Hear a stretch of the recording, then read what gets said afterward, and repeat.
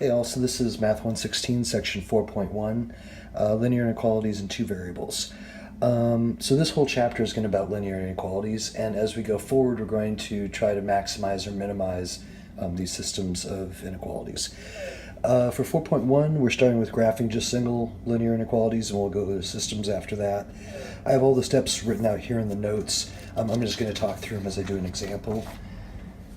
So the first step in any of these is we just want to get it graphed, like we're graphing a line. If the fractions kind of bum you out on this one, so the denominators are 2 and 5, so I could multiply both sides of this by 10, and then what that will let me do is have kind of whole number coefficients, which will just be a little bit easier to work with. You don't have to do this step, but it can be helpful. So 2 into 10 would give me a 5x, and then 5 into 10 would give me a 2y. And 1 times 10, so that was a less than under there, 10. So that would be it's the same equation, it just maybe looks a little bit easier. And so to graph this one's in standard form, and so I'm going to do the intercepts because that's soft and easy. And then also, as we kind of go through the section, you'll see the intercepts end up being what's called corner points. So finding the intercepts is actually a pretty good plan. So if x is 0, this piece drops out, and I have 2 times y makes 10, so y would have to be 5. And if y is 0, then this drops out, and 5 times what makes 10 would be 2. And again, when I'm doing this, I'm just getting the boundary. I'm not dealing with the inequality yet. So now I'll go ahead and graph 0, 5, so that's right there. 2, 0 is right here. And then if you remember for less thans, when we did these on just line graphs, they're an open dot. So on the two-dimensional ones, it'll be a dashed line. And so that's how we say it's not included. If there's an equals, then we use a solid line for a boundary. And then to deal with this less than greater than thing, what we do is we just test a point. And so the easiest point to test is 0, 0. And what this basically is like, and I'll just do a quick little example up here. Let's say I have x is less than 3, and I graph that on a number line. So there's 3, x is going to be, we just look at it, we know it's going to be less than, so it's going to go this way. But if I do a test point, like if I put in 2, which is over on this side of the graph, 2 is less than 3, that comes out true. But if I put in 4, 4 is not less than 3, this side comes out false. And so I'm going to put my graph on the side that's true. So we're going to do that same thing here. We're just going to do it with 0, 0. And there's nothing special about 0, 0 other than it makes for really easy math. Because over here, I throw in 0 and 0. So this whole side is 0 is less than 10. So that is true. So when I test this point, it does come out true. So that means everything on this side, same as I did up here, would be the solution. Okay, for this next one, this 0.07 in front of the x isn't really helping things, so I'm going to divide that over just to simplify a little bit. And then that's going to reduce down to x is greater than or equal to 5. And so that is going to be a vertical line through 5. And this one has an equal, so it's going to be solid. And then this is just where the x is greater than 5 out this way. So it's just like one of these graphs, just two-dimensional. And so that would be it. So for number 3, we got negative y divided by 15. So I'm going to multiply both sides by negative 15. I'll do like that. If it helps, you can think of that as 15 over 1. Here they're just going to cancel out the negative, and negative will make it positive. The one thing you do got to remember with inequalities is if we multiply or divide by a negative, then remember that that flips the direction of the inequality. And then this is negative 15 over 5, so that would make negative 3. No equals, so going to be a dashed line. Y's are greater than negative 3. Remember, y equals would be a horizontal line, in this case dashed through negative 3. And then where the y is greater than that would be above the line. So that'd be up here. Okay, so for this next one we have 2 equations. So now what we're going to do is graph each one of these like I just did. And then the area where the graphs overlap, that's going to be the solution set. So I'm going to do this first one in blue, just to help tell them apart. So when x is 0, y would be 4. And when y is 0, I get 4/3, which is not that great to graph. So I'm just going to make up an easy number, like when x is 1, this would be 3 plus something makes 4, so y would have to be 1. So x is 1, 3 plus 1 makes 4. And so when x is 0, y is 4 is up here, and then 1, 1 is right there, and this has to be a dashed line. So it should look something kind of like that. And if I test 0, 0, I get 0 is greater than 4. 0 is not greater than 4, so that is false. So that means this side failed, so I want to shade the other side. So I'd be shading out this way. Okay, we do this one in red. So this is another one. When x is 0, I get like this 1/2, which maybe the graph will let you graph that. But if not, we can just try to pick an easy number. So we need... well, first off, when y is 0, that one's pretty easy. X is -1. And then let's make this, if this is 3, then I need to go 3 minus something to get to -1. So that would have to be 2, because 3 here minus 2 times 2 would be 4. 3 minus 4 makes -1. So I'm just kind of playing with numbers until I find one that works there. You could also switch it over into y equals mx plus b and plug the numbers in it that way. That might be easier in some cases. It depends if the intercept ends up a fraction. So once I get these, then I have -1, 0, so that's right there, and then x is 3, y is 2, that's right there. And then this is going to be there, dashed again. And 0 is less than -1, and that is also false. So that means that this side of the graph would not be shaded, the upper part would be shaded. And so what the solution set is this part up here. And so for the rest of the graphs from here on out, I'm only going to shade in the answer, but I just wanted to do one with kind of 2 colors so you could see the overlap.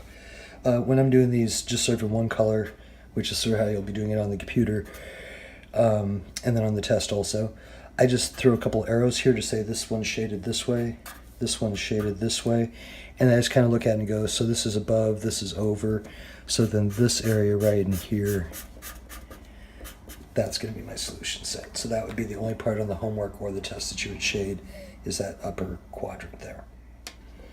Okay, so this next one is in slope-intercept form. So I'd probably just do when x is 0, y is -4. Write that down over here. Oops, -4. And then you could just pick an easy number to plug in, or you could go, it's going to go over 1, up 1, over 1, up 1. You know, x is 4, y is 0 would be, like I said, an easy number. So either using the slope or a couple intercepts. And this one, no equals, so we got to do a dashed line.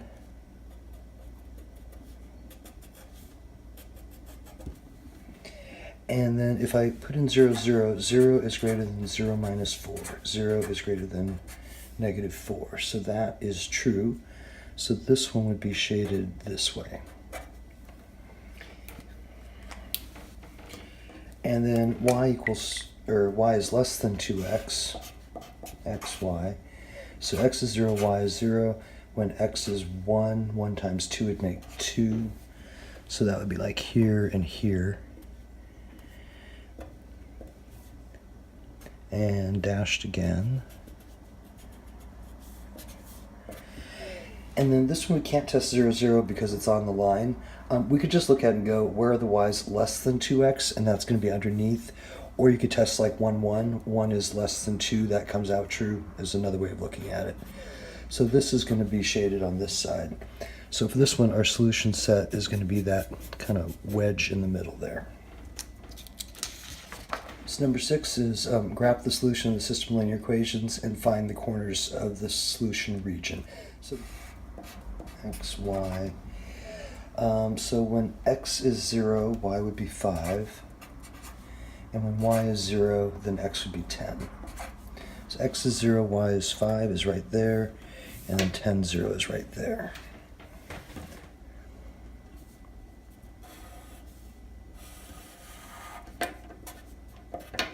So we get that. And then if I do 0 plus 0 is greater than 10, that is false.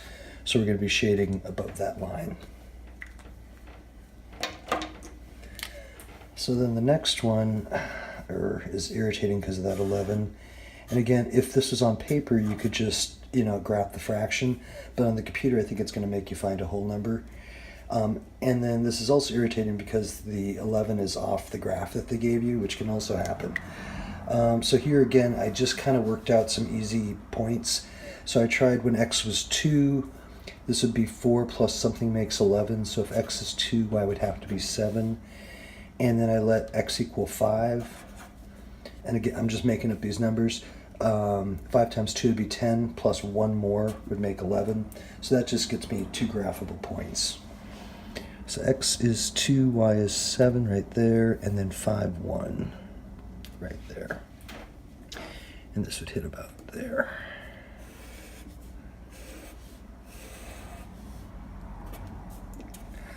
And if I try 0, 0, 0 is greater than or equal to 11, false again. So this one is shaded on the right-hand side also. And then for the third one, we have x plus y greater than 9. Okay, so that one's easy. So if x is 0, y is 9, and if y is 0, x is 9. So there, and then I just have to try to draw a straight line.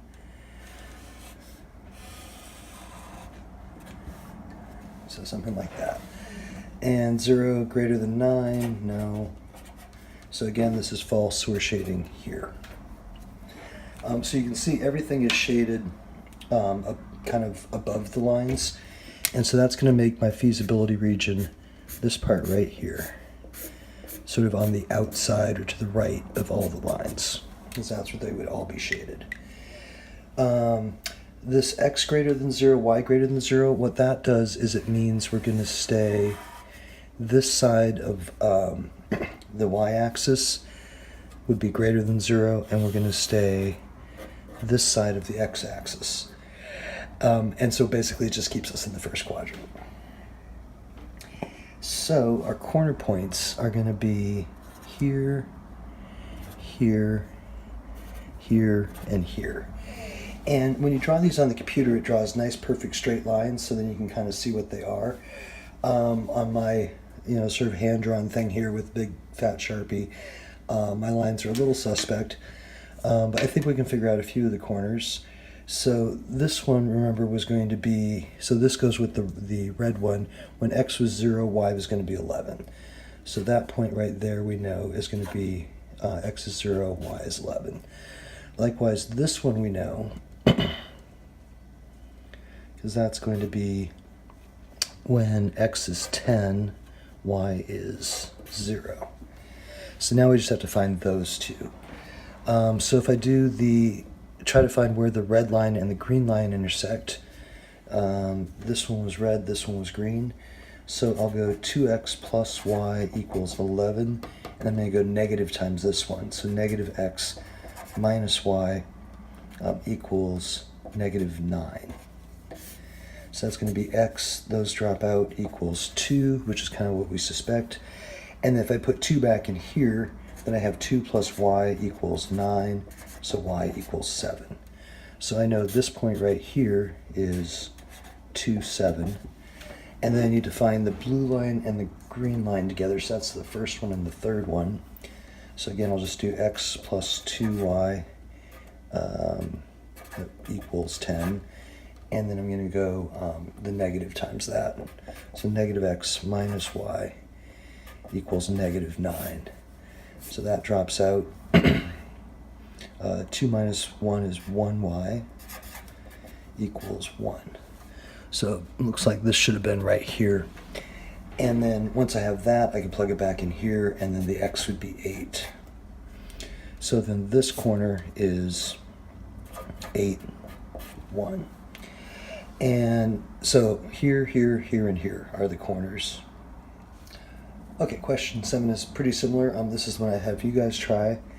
So we'll do first one in blue. So when x is 0, y would be 9. And when y is 0, x would be 3. So when x is 0, y is 9, right up here, and then 3, 0, right down there. So it looks like there.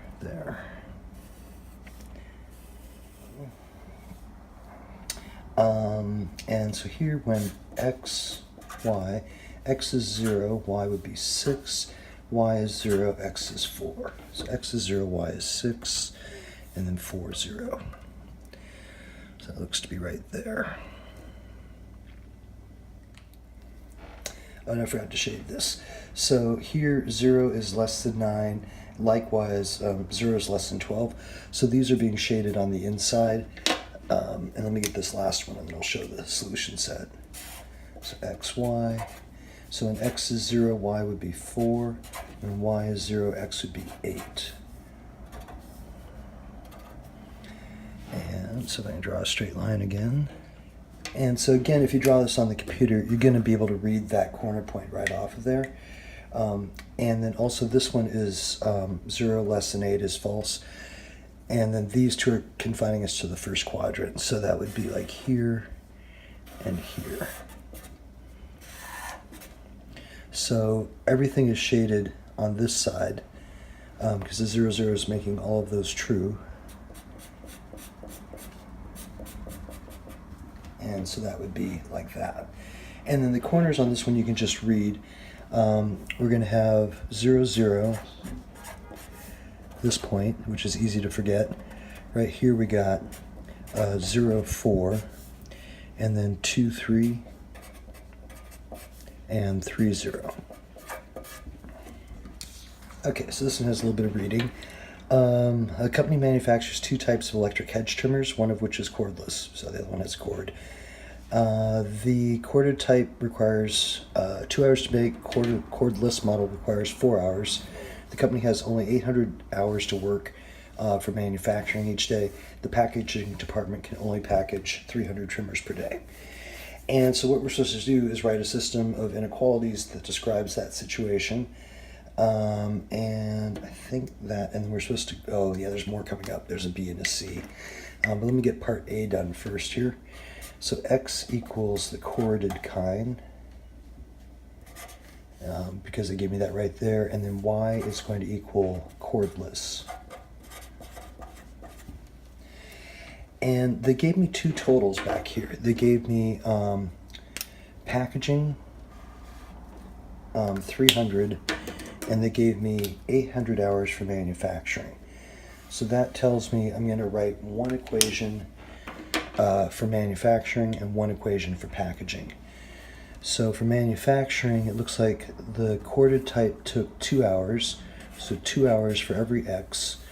The cordless is 4 hours to manufacture, so 4 times each y.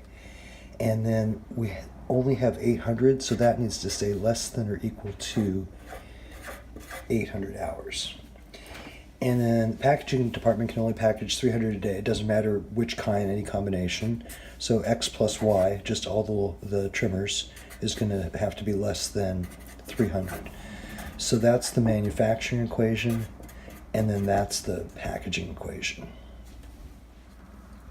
Okay, so here's part B. For B, we're going to graph these and then find the feasibility region. So for the first one, we're going to have x, y. If x is 0, that would be 4 times 200 would make 800. And if y is 0, then this would have to be 400. And then for the second one, x, y, x is 0, y is 300, and then y is 0, x is 300. So 300, 0, and 0, 300. So for the first one, when x is 200, and then how did I label this? I did 100, 200, 300, 400, and same thing down here. So all those little heavy hash marks are my 100 marks. So when x is 0, y is 200, that's right there. And when x is 400, that'd be right here, y is 0. And then this one, 300 and 300 for the intercepts. That'll be right there. And then these are less thans. So we'll find when we're doing the less thans, it's going to be where it's going to be fenced in. I think on the problem here, I think it gives you the x greater than or equal to 0 and the y greater than or equal to 0. But those two constraints would also need to happen. I think that's on the answer box. So then once we get it graphed, now we're going to find the corner points. So looking at it, it's going to be, our region is going to be right here.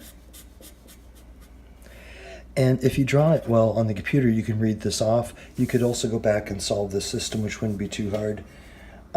So the first point would be 0, 0. The second point would be 0, 200. Here it's asking, order your answers from smallest to largest x, and then from smallest to largest y. So I'm starting here at 0, 0, and then I'm going 0, 200. Then that would be my next smallest x.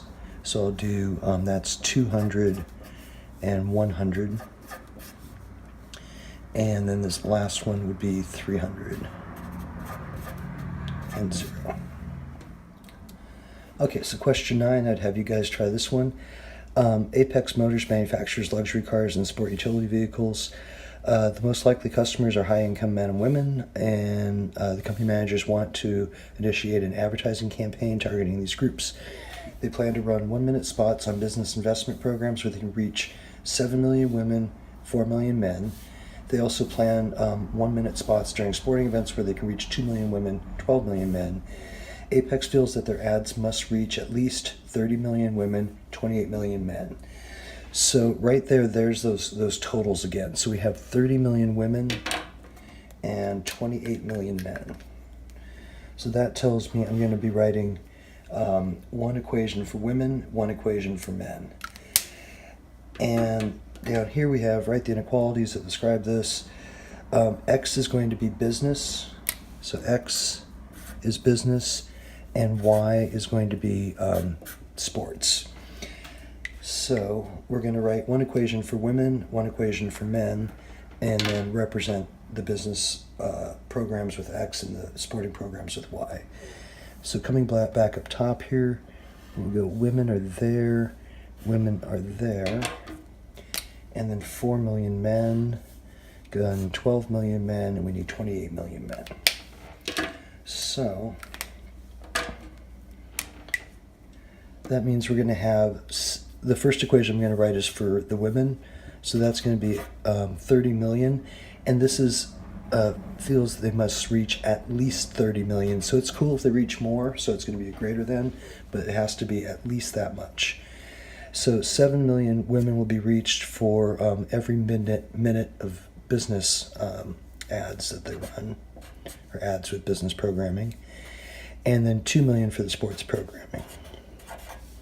And that's going to be greater than or equal to 30. And we'll do the same thing with the men. So 4x plus 12 million for the sports, that was our y, 12y. That has to be greater than or equal to, they wanted to reach 28 million people. And then we would still need x greater than or equal to 0, y greater than or equal to 0. Okay, so then the next piece of this is asking for us to graph. So x, y. Here when x is 0, y would be 15. And then this is another one where it doesn't go in great, and the computer may not let you graph on the fraction parts. So I let x equal 4, which would make this 28, plus 2 would make 30, so that would be 1. And then likewise over here, the easy one is when y is 0, x would be 7. And then I think I tried the same, I did try the same point and it worked. So that gave me my corner point if I needed it. 4 times 4 would be 16, plus 12 would make 28. So 4, 1 works again. So when x is 0, y is 15. That's right there. And then 4, 1 right there. And here when x is 7, y is 0. And when x is 4, y is 1. So that would look kind of like that. And then x and y greater than 0 would be this and this. And again, these were greater than, so that's where we expect it to be out this way. So all of this out here would be our feasibility region.